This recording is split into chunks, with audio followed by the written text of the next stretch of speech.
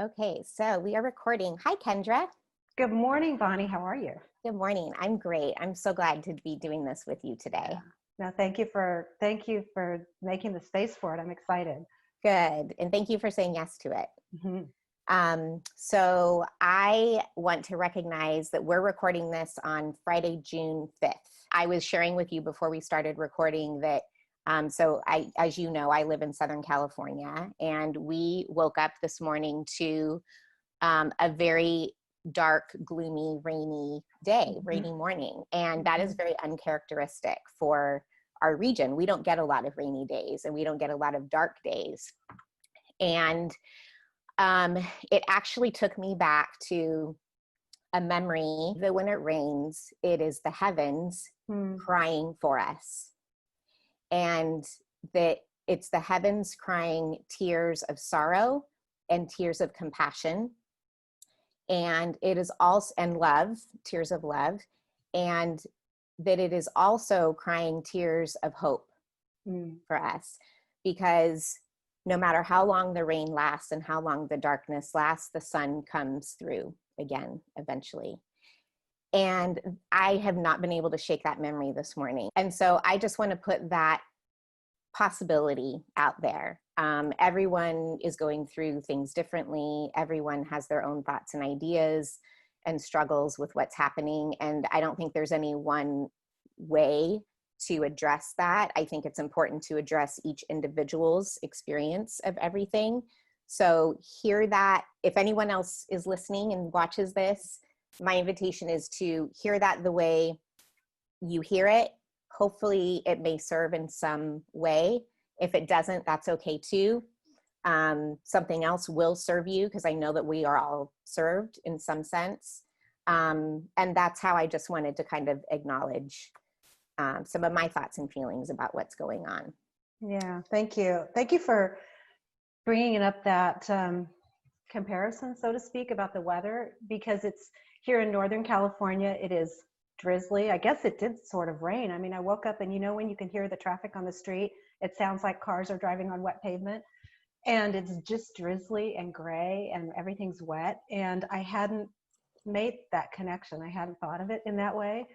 And for me, it's a heaviness of the world, certainly our nation, but just this heaviness that everybody's feeling. I've acknowledged it with the people I work with this week. We've made time on our Zoom calls to make time for it. And in a way, I mean, these days make us all sort of want to stay just inside, and it's an opportunity to maybe kind of cocoon and continue to reflect on what this means for us. There's so much noise in the world right now, and it's anger and it's sadness and it's just this stuff. And it's a beautiful metaphor to think about it in that way, and I appreciate that. Yeah, thank you. And there is a lot going on. There is a lot of noise, and that's okay. I believe it's all part of the process. It's all part of the healing process, the mourning and the grieving process, the growing process for every single one of us. So I'll just personally say that one of my life missions, and I believe it's yours too, because I've gotten to know you really well, and I see this in you, Kendra, that one of my life's missions has become to just constantly be intentional about becoming the best version of myself. Yeah. I know I'm not perfect, and I know I will never be perfect, and I am all about being a student of life for my entire life. And that is one of the things I love about travel. And I think that's how we can kind of build the bridge in this conversation to, like, how does all of this apply to travel? I actually believe travel plays a huge part in human connection and interpersonal relationships and interpersonal communication, and all of us continuing to grow in that and to increase our respect for life. So how about we talk about travel in that sense, and what it has meant to us personally, and how we've experienced and grown from travel. Yes, I love it. Sounds good. Okay. I would love to kick off, Kendra, by just hearing from you, why is travel important to you? Oh my gosh, so many things. To your point about growth and learning, it brings us out of our comfort level in so many ways. I've heard from friends, acquaintances over time where maybe they don't like travel because things are different. The food's different, the bathrooms are different, the toilet paper's different. I mean, and it's uncomfortable. Yet for me, that is what is just so inspiring, and just, it gets you out of yourself. It helps to, as you said, connect with other people, learn from other people.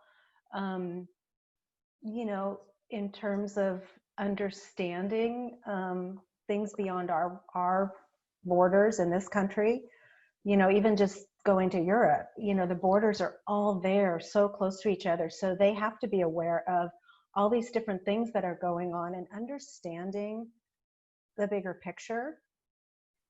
And I think that's an opportunity for a lot of people in our country, and just meeting really interesting people. And people are, I won't say they're the same all over, but they, have the same tendencies as we all do for different things. And I think it's fun for them too, to gain our perspective, and then to use our common Disney term. I mean, we're all ambassadors for our lives and our experience. And so for me, travel it's seeing beautiful things, it's learning about different things, it's meeting different people.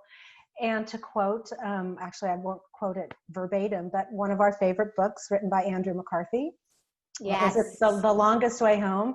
So good. Highly recommend. Yeah. Right? Anyone who's not read it. Yeah. Read In it. fact, I don't even have my copy because I loaned it to a friend. I can see mine on my bookshelf right over there. Yeah. So early on in the book, he talks about travel is a way to step out into the world and learn about yourself. It's an internal thing. It's to learn about ourselves. Yeah. We'll share that with everybody in the notes. It's just great. It is. I love what you were saying about the uncomfortableness of travel. Mm-hmm. And part of what I'm enjoying about having these conversations is to take what we're talking about, travel, and apply it to life. And I think there's such a valuable life lesson in there about uncomfortableness. And this has actually come up in our previous travel conversations in the previous episodes as well, in different ways. That there's through programming, through our growing up years. And I'll just speak personally. I started to view uncomfortableness as bad. I can't really pinpoint like where that happened or how that happened. I'm sure it was a, culmination of a lot of factors, but that uncomfortableness is bad or wrong simply because it doesn't feel good.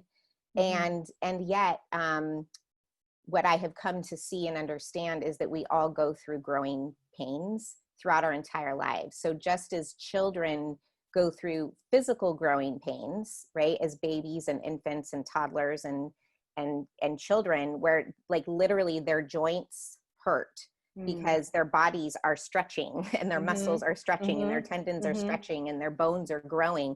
And there is a degree of physical pain that comes from that. But the pain is actually a symptom of growth. And I love to apply that. I don't think we ever, if we choose, I don't think we ever stop growing throughout our lives. And so of course we're going to continue to feel the uncomfortableness of growing pains. We did when we were children, and that doesn't go away. We continue to experience that. And rather than being afraid of that or thinking it's not a good thing, what if we saw it as simply a symptom of growing as a human being? Yeah, absolutely.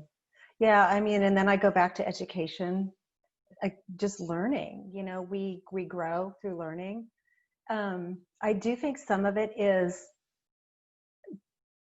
kind of letting go of the self-consciousness that we all have. We all want to, so maybe when people travel, they're worried about doing the wrong thing, saying the wrong thing, wearing the wrong thing.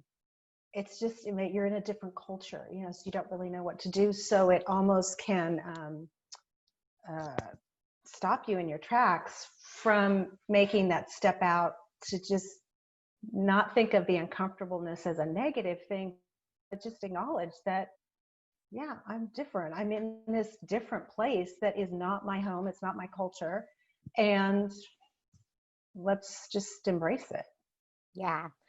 I'll bridge that back to something else I heard you say a few minutes ago that I loved about notice that travel helps us notice the beauty all around us. And something I have personally gained from travel is seeing the beauty of the differences, seeing differences as beautiful, and also seeing the things, the common ground that I discover with other human beings is beautiful as well. It doesn't have to be one or the other. They can be mutually inclusive and part of one another. So there's beauty in the differences, and there's beauty in the sameness and the oneness that we share simply as being part of the human race. Yeah, absolutely. Yeah. That's kind of going back to, thinking about that people, we're just people. We have our good parts, our bad parts, or, things that we're just people. We're human beings. It's so true. Something that Chris and I have noticed a lot in our travels together is children. And that message really comes through to me when I observe children in different cultures. Like so often, you see children's behavior and just kids being kids. And I'm like, wow, kids are kids, are kids, are kids. Yeah. And there's beauty in that. And yes, it doesn't mean every child is identical, and let's celebrate their differences because that's beautiful as well.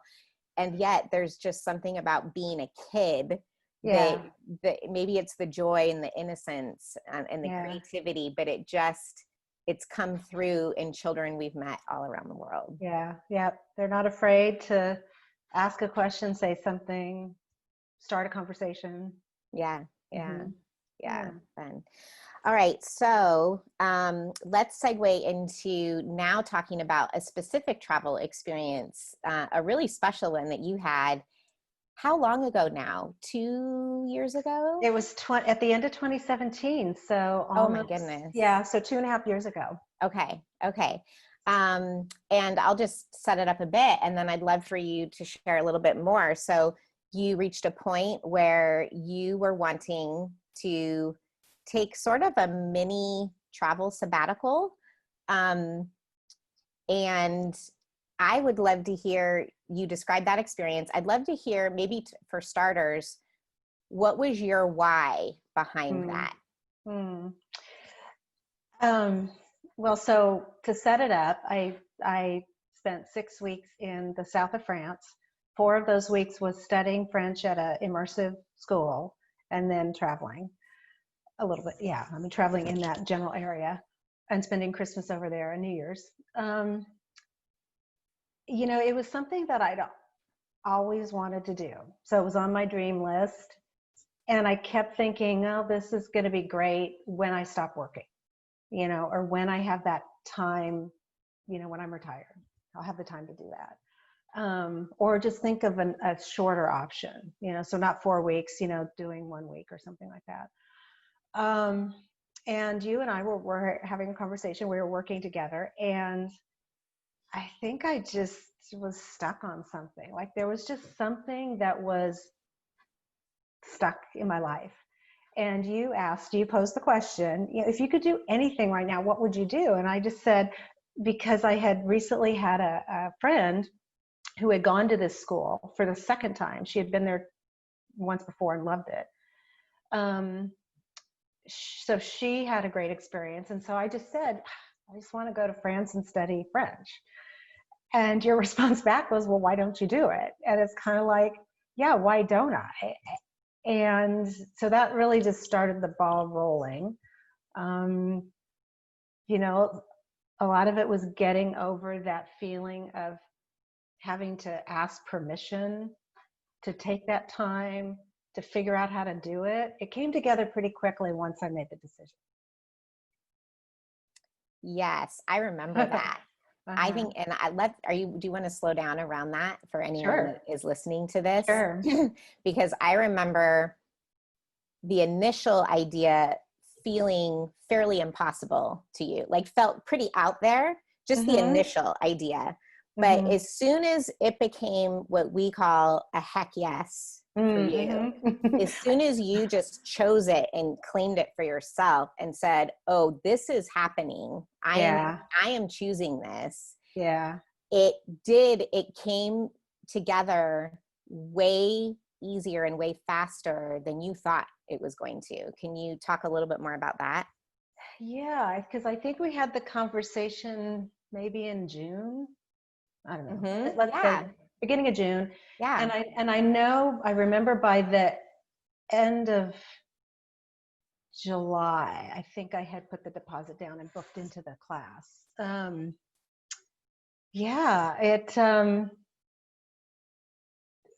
I think when you get to that point, that clicks in your head and you do make a decision to do something, you start seeing the possibilities.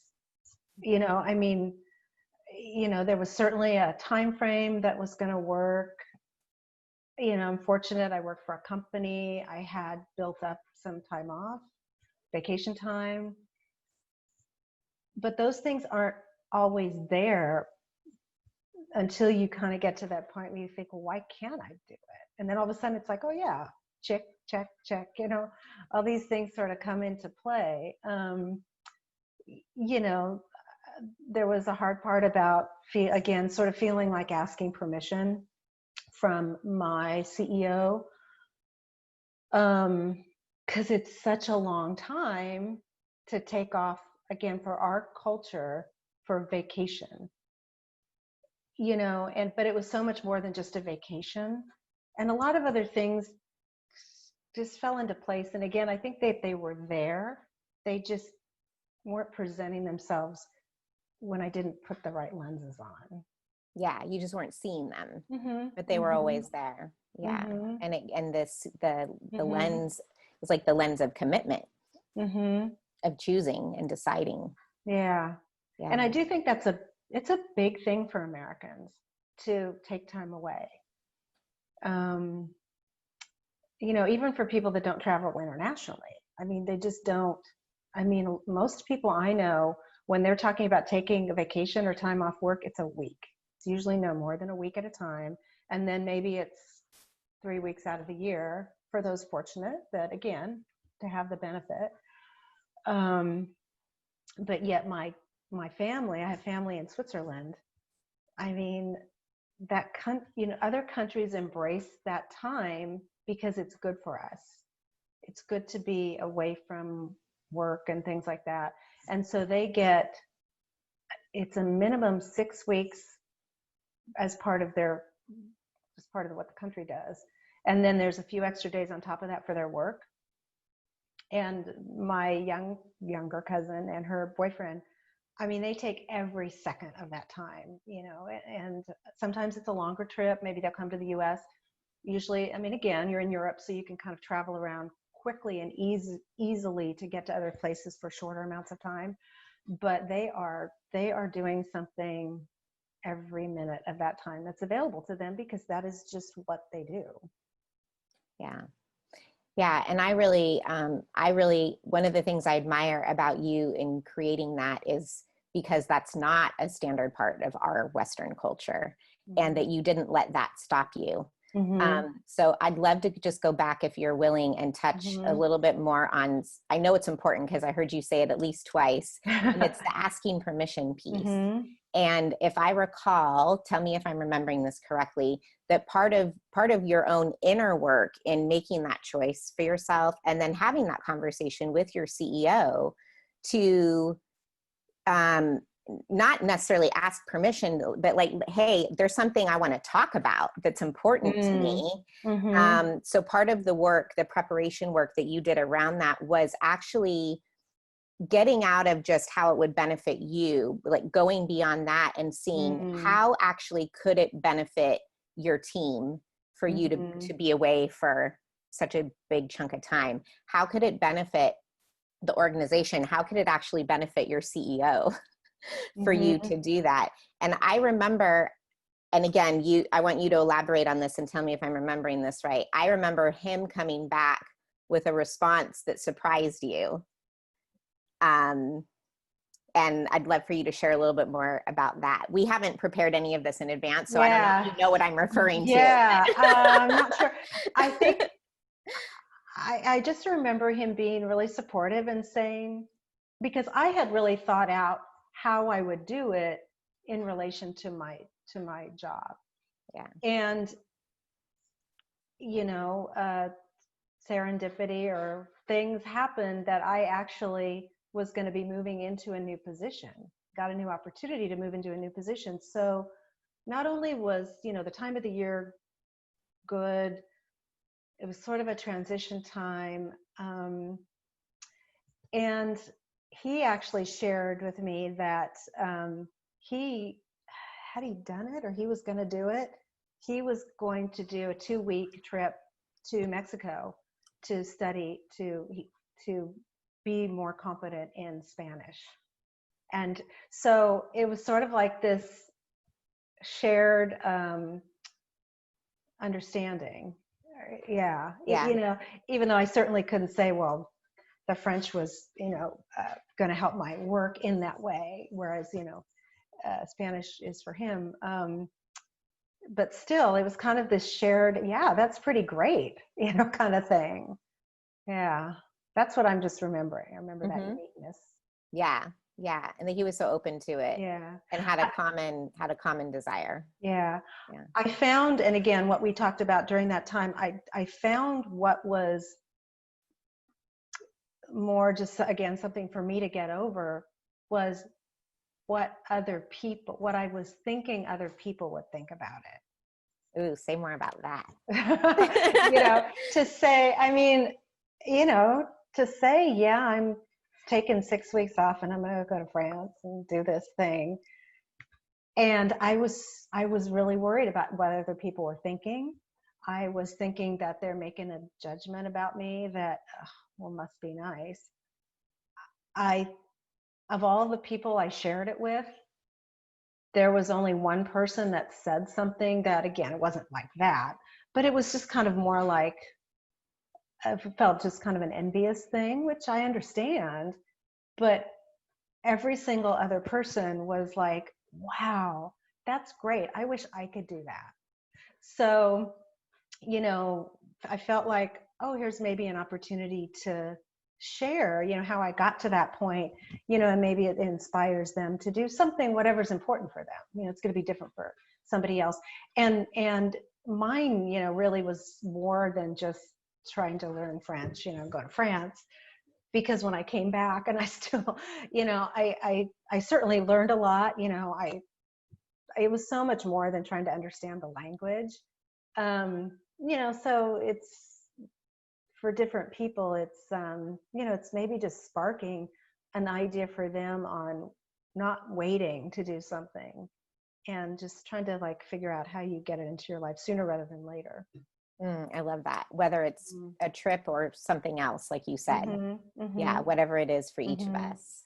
And I always acknowledge that, this is for me, this was my experience. Again, I worked for a company that did things or offered things. I've been there a long time, so I had certain benefits built up. That's my situation, so it's not going to be the same for everybody. And yet, we all have those desires of what else could we do, Yeah. So talk more specifically about the trip itself now, the experiences that you had. I would love to hear maybe things like, did it go the way you thought it was going to go? What were some of the hard parts and the challenges, and how did you overcome them? Were you surprised and delighted by anything that you actually didn't even see coming or didn't expect? Yeah. I certainly hadn't traveled for that length of time by myself. Yet I knew I wasn't going to be by myself because I was going to meet people in the school. I was absolutely confident that I would be hanging out with new friends and, certainly be part of a group. I had no idea what to expect from the school. I talked to my friend who had gone, and she had given me just some ideas. I was really excited, nervous. I had booked a place to stay for the full month in the little town where the school was. But everything worked really. I mean, there were no travel issues. I arrived there, spent the first night in Nice, and yeah, it was just great. So getting there, and it was so beautiful. Oh my God, it was so beautiful. So it was the very end of November. I actually traveled on Thanksgiving Day. So the very end of November, and then I was there all the way through December. And the south of France is just spectacularly beautiful. And the weather, while it was chilly, it was cold, it was crystal clear. There were only a few days where it rained. So it just was beautiful, stunning. I'd never seen anything as beautiful. And the school was up on this hill, so you had to walk. It's one of those little hill towns. So there's all these great like stone stairways at different parts of the town to get up to higher places outside of the old town. So you had to go up. There were at least three or four flights of stone stairs to get up to where the school was. So I did that like my first full day before I started school, just so I knew where it was. I can be a little anxious about I like to kind of know what to expect, so that was helpful.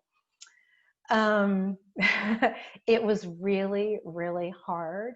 I mean, it was no English for 6 to 8 hours a day while you were in the class.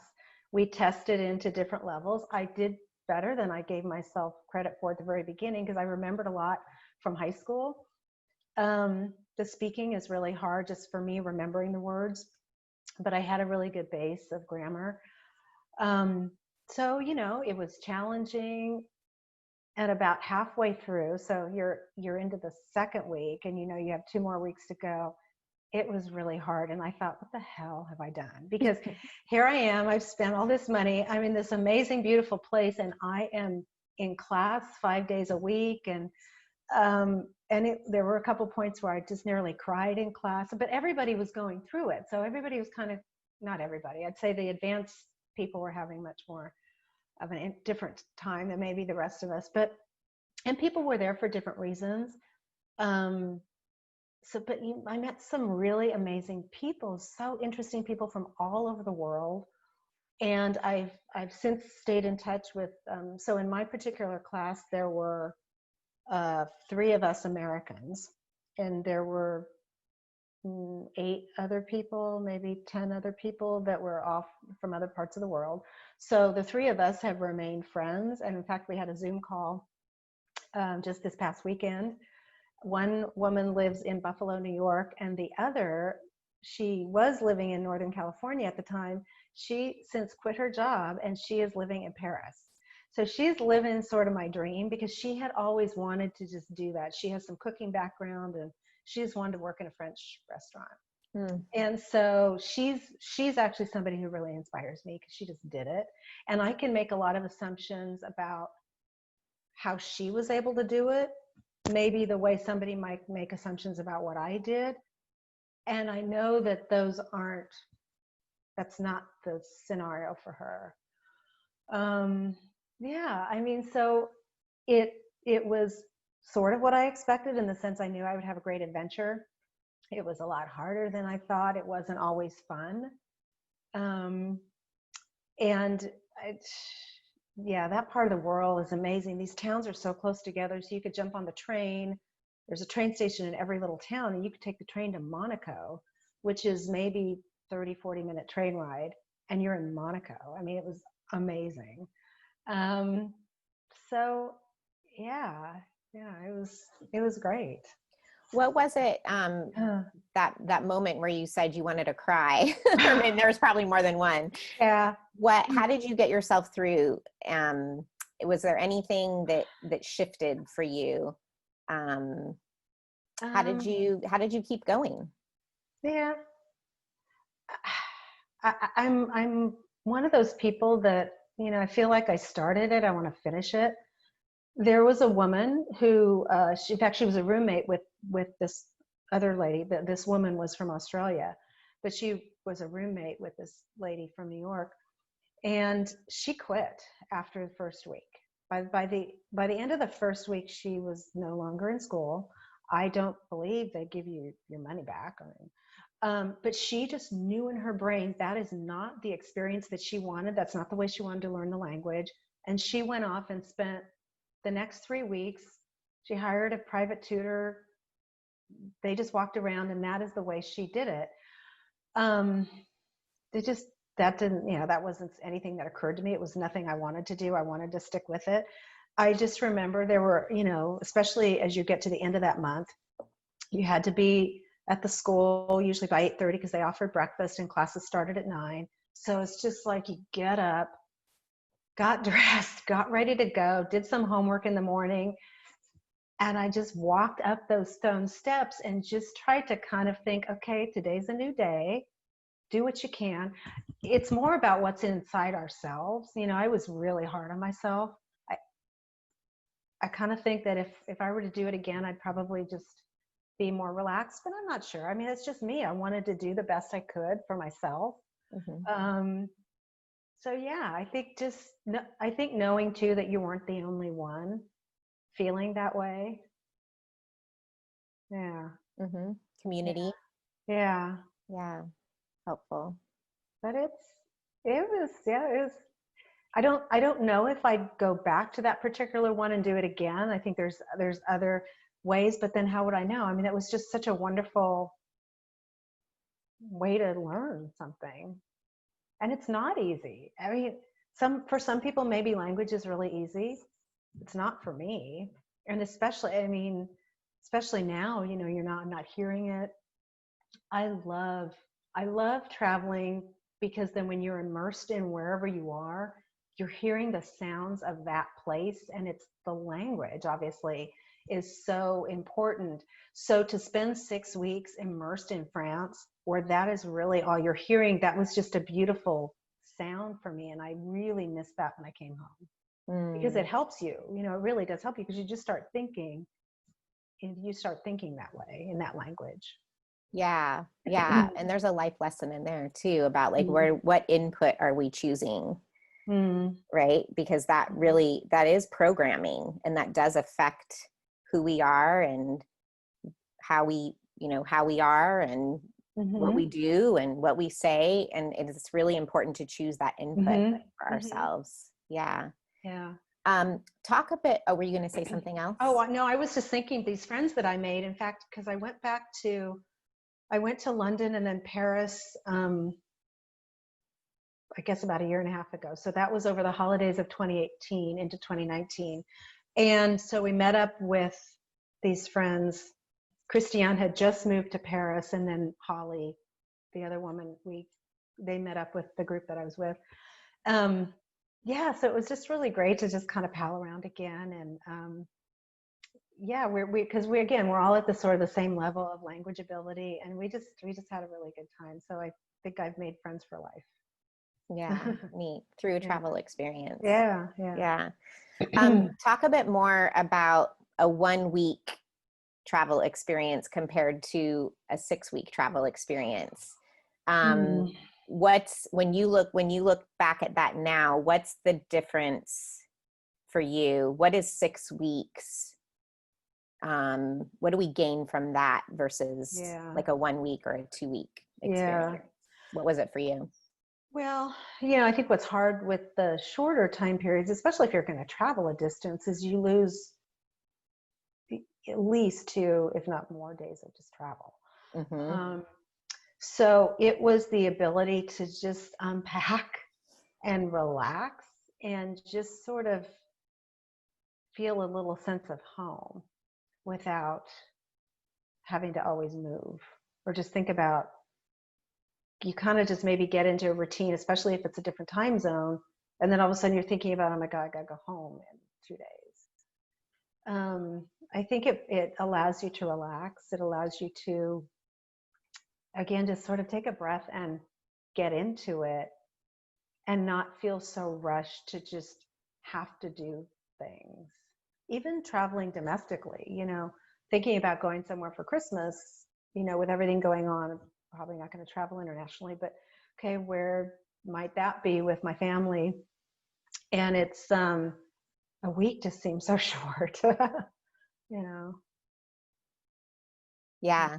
Yeah. Something I've had, excuse me, a couple of longer travel experiences. And I love that, like the word home that you used. Mm-hmm. It's not that I lose sight of the fact that I am a visitor. I am a visitor, and I'm conscious and respectful of that.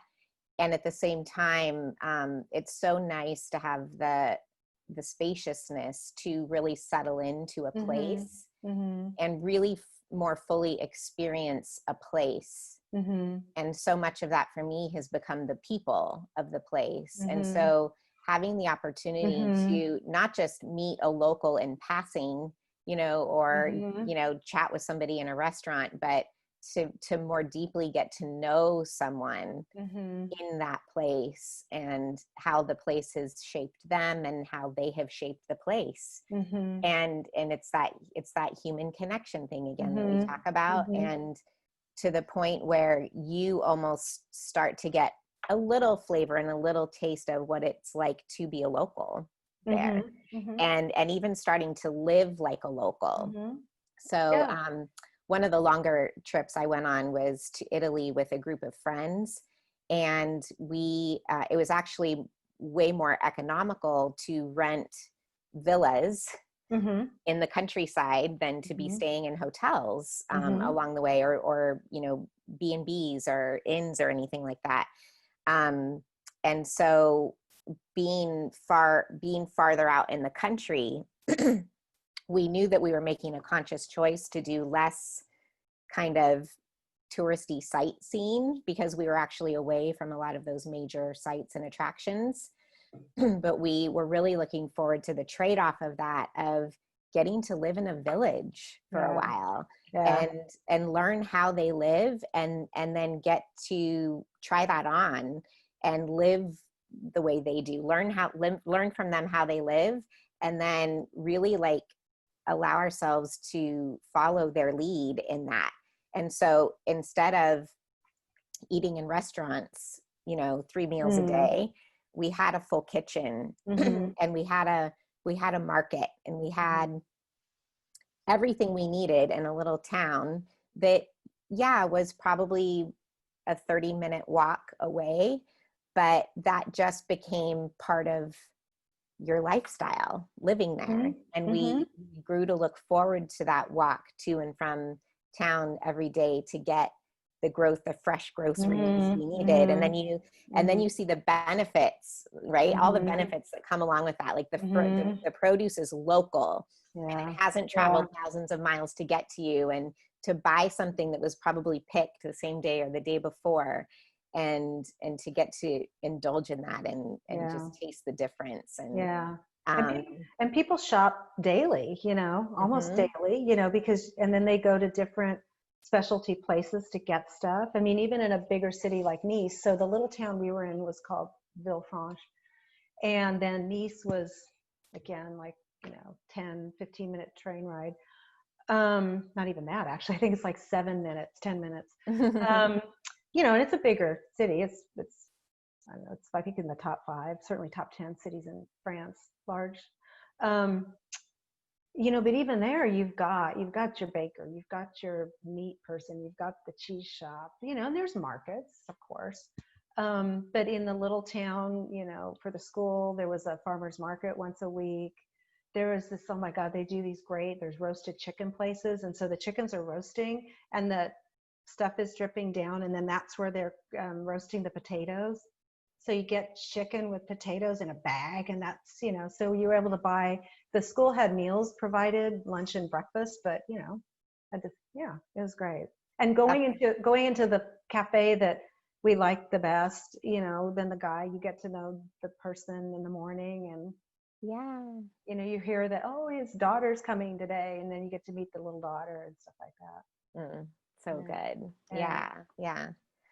I think too, with longer travel, and you alluded to this, it's the ability to truly relax Mm-hmm. and even disconnect from our familiar life Yeah. and, you know, kind of routines that maybe we've gotten a little in a rut in. Yeah. It's hard, and even just life, to disconnect from the busyness of our everyday lives and work and email, right, and all of those things, and phones, and Mm-hmm. um there's so much value in having the spaciousness to really truly disconnect for a while. Mm-hmm. Mm-hmm. It's interesting that the word sabbatical, if you go back to like the Latin and Greek origins, it's the origin is Sabbath. And then Mm-hmm. if you look at the definition, the origin of Sabbath, it means to rest. Mm-hmm. And I only, rest, oh, I'm sorry. yeah. Well, I Um, was just going to say that, the word really actually is one, again, I just don't think we're maybe used to hearing it for educators, right. but Yeah. it's really just then taking a break on their own to either work on something or whatever. And it's Yeah. just not something that's common for us. Yeah. So I would love for you to speak a little bit, even if maybe you haven't thought of this before, because you mentioned that part of your why in choosing this was feeling a stuckness in your life. Mm-hmm. When you look back now at your ability to relax and to rest for that period of time, how did that support you around your stuckness? Um, yeah, I mean, yeah, it was like the ultimate disconnection from my work and, the work culture. Not that there was anything bad with it. It's just, yeah, you were like away from it. There was no reason. I didn't have to check emails or do any work. Um, I mean, it allowed the time to really reflect on what that next chapter of my life was going to be around work. Because again, I had a new opportunity to go into a new role once my position had been filled. So I still went back to my same job, and then my replacement started about, I think, 2.5 months after that. But it was just kind of, it was a literal way to really just kind of transition from this thing to the next thing. And again, doing it over the holidays. I came back after the first of the year. I mean, it's a whole new year. So it's like the ultimate kind of reset in a way. Yeah. Um, yeah, and just again, kind of thinking back to why, just making that initial decision because I felt stuck. It, I mean, it certainly broadened. I mean, what's the word? I mean, it totally validated why I love travel and why that has to be a part of my life, in different, whatever form it's going to be. But what does that mean for a bigger opportunity and a bigger picture? Right? I mean, so it's not just getting me through whatever was my own career or need to do something different, but just opening up to, I don't know, what else could I do? I mean, seriously, it's like, you see these influencers and people, like, it's like somehow they get paid to do that. So my mind is like, well, I can't do that. There's plenty of people doing that. I can't do that. Why would one more person doing that be an opportunity? But who knows? Now, at least in my brain, I know. Now, at least in I was my going to brain, say, I remember hearing that about taking 6 weeks off. I know. I can maybe kind of, visualize it differently than I could 3 years ago. Yeah. Mm-hmm. Yeah. Mm-hmm. So looking back on that trip, Mm-hmm. that experience, that mini sabbatical, what have you, I'm kind of imagining like the souvenir analogy, right? Like what souvenirs, metaphorically speaking, did you bring home from that experience that has shaped you as a human being, that has helped shape your life and where it goes next? If you reflect on that, what were maybe your top one or two souvenirs, metaphorically speaking, that you brought back and incorporated into your life? That's a good question.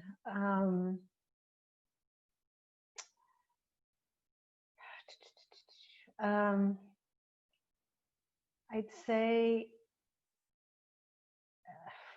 forgiveness for myself, and just, I guess, a better sense of understanding about myself, acknowledging what I think when you travel, it brings out the planner in people. It brings out some people really like to plan. Some people are more fly by the seat of our pants. I know people that don't even make hotel reservations, if they're going to travel. That would make me super nervous. But really kind of being able to identify what are those characteristics, and then how does that apply to other things in your life? And just knowing that, so that, again, you can be more forgiving for yourself when you're in a situation, whether it be around work or social. And being comfortable being by yourself. It can be really lonely when you are traveling alone, and then you are in a place where, I can do damage in a restaurant or order a drink in France pretty confidently, but you still are in this situation where you can't really always understand people. It's really awkward, and it could be really lonely. And just to kind of be okay with that, and kind of just be good by yourself. Yeah, those would be my things I just brought back. And again, I brought back this intense desire to continue to do that in some way. Even just the desire to learn the language, and I can be pretty hard on myself for not, we've been staying at home for 3 months. Have I done anything around French language? Nope. I don't know why, but I haven't. So I need to just accept that. Yeah, there have been a few other things going on in the world. Well, but you see people, they're like, oh my God, I'm going to learn to bake bread. I'm going to organize my closet. I'm going to do this. And it's kind of like, I think it's okay if we don't do all those things, because there's a reason why we're not doing it. Well, yeah, and I actually hear, tell me where I'm wrong, and I mean that. I actually hear a relation there to what you were saying. Something you brought home from that experience was the value of just being by yourself. And there's like a quietness and a stillness to that. And I really believe that is how, if we talk about, connecting spiritually or being guided, I think that kind of guidance comes in the quiet. I don't think it comes in the noise and the busyness. And so I think the more we get a taste of that and a feel of the power of slowing down and being quiet and being still and having some alone time, the more we get a taste of that and the benefits of that, like the more we actually want that. I have a friend who described the last 3 months similarly. She has been furloughed, and she was feeling the same way initially, just seeing all, not all, but most of the people around her, taking on these really big projects to stay busy, during this slowing down time in the whole world, that kind of the whole world was called to do at the same time, to slow down. And no judgment against anyone that chose that. That's fine. And that's what felt right to them. And what felt right to her was to choose the opposite of that.